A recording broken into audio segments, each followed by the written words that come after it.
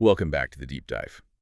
So you've shared your source material, and today we are really plunging into a peculiar intersection of politics, foreign policy, and, well, pure spectacle. We are. We're analyzing the intense, almost obsessive focus the Trump administration placed on Venezuela. And we have to start right where our sources did, which is that the Venezuela focus makes no conventional sense. I mean, if you apply a standard geopolitical or global strategy lens. Right, the usual playbook. Exactly. Asking what resources are gained, what threat is neutralized, what alliance is solidified. There's just nothing material to gain here. So it's a political maneuver where the cost just seems to outweigh any benefit. By far. No standard administration, Republican or Democrat, would choose this path. It just doesn't compute. Okay, let's unpack this then, because the core thesis we got from your stack of material is genuinely startling. We're not using reality TV as some kind of handy metaphor. Not at all. The sources describe this intense, erratic focus on Venezuela, not just as, like, reality television, but as a literal application of reality TV strategy, imported, directly into the White House. That's the mission for today's deep dive, right? To unpack that literal translation, see what political purpose it serves, and critically, who designed the script. It just forces you to completely abandon the traditional foreign policy playbook. You have to. To understand this dynamic, you must adopt the theatrical lens, because the currency being traded here, it's not oil or territory, it's public attention. Exactly. And the fundamental political insight behind this entire policy is, well, it's shockingly simple and deeply cynical. The goal is just to seize, hold, and dominate the public's attention. And the sources are clear on this. Success means ensuring that no one else gets any attention. That domination of the news cycle, that's the whole recipe for political success right there. It's the very definition of attention as a zero-sum game. I mean, if all the oxygen in the room, all the media focus, all the commentary, all the public outrage or curiosity is focused on the leader and the conflict he is driving, then it's not focused on anything else. it's inherently not. And that is the ultimate goal. The exclusion of rivals, the silencing of opposition, and maybe most importantly, the disappearance of bad domestic news. And the domestic issues that needed to vanish were pretty significant. This whole Venezuela thing, it acts as pure distraction from problems that were giving the administration what the sources call catastrophically low polls. We're talking about real pain points, things affecting everyday Americans. Like that drastic spike where healthcare premiums were, what, doubling? Doubling, but it's not just policy failure, it's also scandal control. Yeah. You have to consider the legal and, frankly, sensational nature of the Epstein files. That was generating massive, unwelcome coverage. And then there's the purely absurd stuff, like the detail that the east wing of the ballroom was being demolished at night. Which is just chaos. And the sources show that these critical, attention-grabbing domestic stories, they suddenly vanish from public discourse when the cameras swivel to this urgent, high-stakes international conflict. So the Venezuela crisis becomes this massive, smoke-generating distraction machine. Precisely. I wonder, though, if we could go back to the human element of this attention game. If attention is zero-sum, what happens to political figures who try to get close or who try to offer alternatives? It just reinforces this dynamic of a government of one. Anyone trying to enter that frame or share the spotlight is automatically irrelevant or, actively rebuffed. The sources had a really specific anecdote about this, right? Involving Senator Lindsey Graham. They did. It was described as a tragic exchange on Air Force One. Graham, who's a staunch ally, was reportedly trying to argue for a different policy direction. And what exactly happened? Because the description of him groveling is just incredibly evocative. It paints a perfect picture.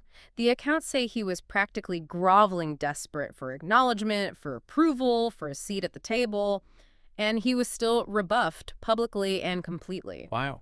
That one incident showed everyone, Republicans like J.D. Vance, who sort of appears to have given up trying to influence policy after that, and Democrats, that the frame is closed. The narrative is centered around one person. The moment you try to co-author the script, you're edited out. They're gone. That detail really drives home the theatrical part of it. So if the framework is pure distraction and hogging the spotlight, where did this specific Venezuela obsession come from? It had to be fed into the system by someone. It was. The research points very clearly to two key architects. The first figure is Stephen Miller. Okay. He's identified as perhaps the single consistent policy person in this utterly inconsistent White House. His fixation isn't geopolitical stability or trade routes. It's an obsession with what the sources call brown immigration. And his foreign policy vision, from what I read in your materials, isn't just defensive. It's about aggressive containment. Absolutely. He views U.S. foreign policy as a tool to lock down borders. He details this vision of the U.S. taking over countries like Venezuela so we can contain the immigrants there. So the goal isn't solving the Venezuelan crisis. It's turning it into a high-security holding pen. Exactly. And that vision is coupled with his very specific and highly controversial approach to policy. The sources highlight that the cruelty isn't an unfortunate side effect. They say it's part of the Stephen Miller thing. It's part of the thing. We see policy that pairs immigration containment with these daily photographs of incredible cruelty at the border.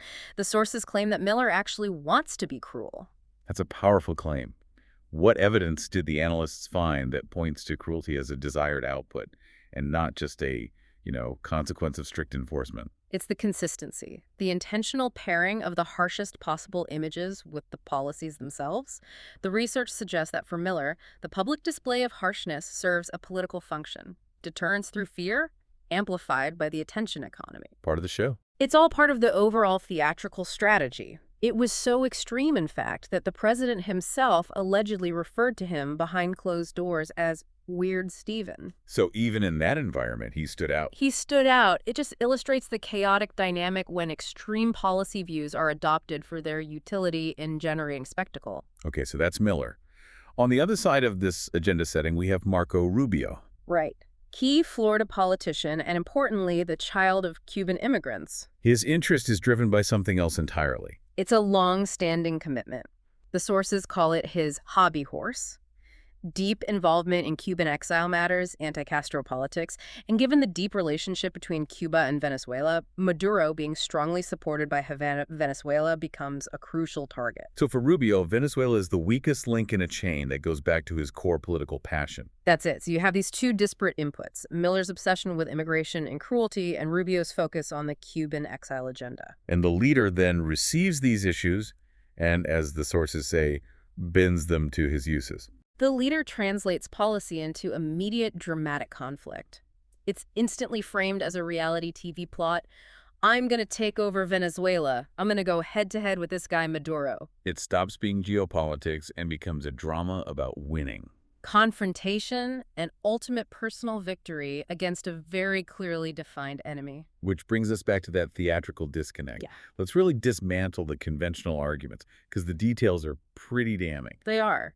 If the administration's primary concern was, say, drug interdiction, a major stated goal, the sources note you would choose any number of other Latin American countries over Venezuela. And there's that shocking detail that just completely destroys the anti-drug policy argument. You're talking about the pardon? Yeah, the administration actually pardoned the former Honduran president, Juan Orlando Hernandez. That detail is so critical. Hernandez, while he was president, oversaw the importation of nearly 500 tons of cocaine into America. 500 tons. So if you are serious about disrupting the drug trade, why on earth would you pardon a man responsible for moving that staggering amount of product? It makes no sense. And it doesn't even align with the current drug crisis. I mean, cocaine is a problem, but it's not the primary driver of overdose deaths. Not even close. That distinction belongs to fentanyl. If you truly cared about drugs, your policy resources wouldn't be focused on Venezuela or pardoning cocaine traffickers.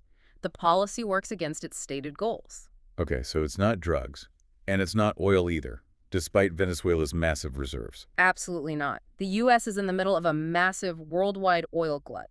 Our domestic production is high. We just don't need Venezuelan oil right now. So the only plausible explanation left is pure entertainment.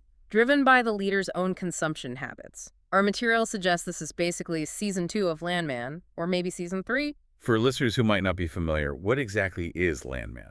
Landman is a high-stakes TV drama. It's all about the cutthroat world of the oil industry power, money, confrontation.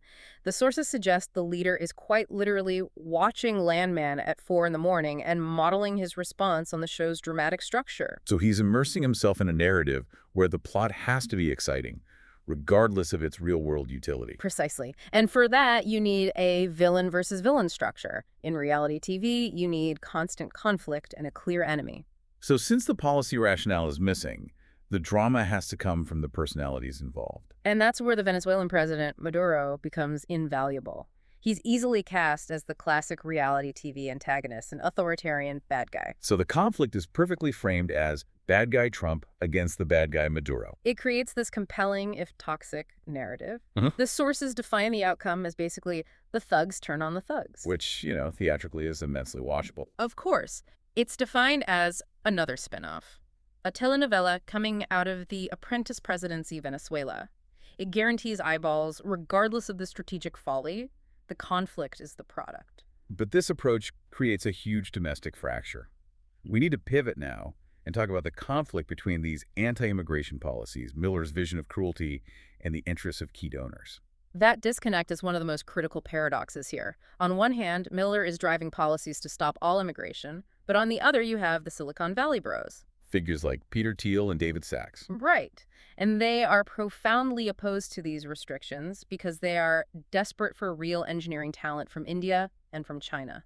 Their business model hinges on high-skilled global migration. So how do these powerful financial groups who fundamentally need that immigration square this circle with an administration focused on theatrical xenophobia? I mean, that cognitive dissonance should lead to a total withdrawal of support. They square it by adopting the same cynical, transactional lens the leader uses.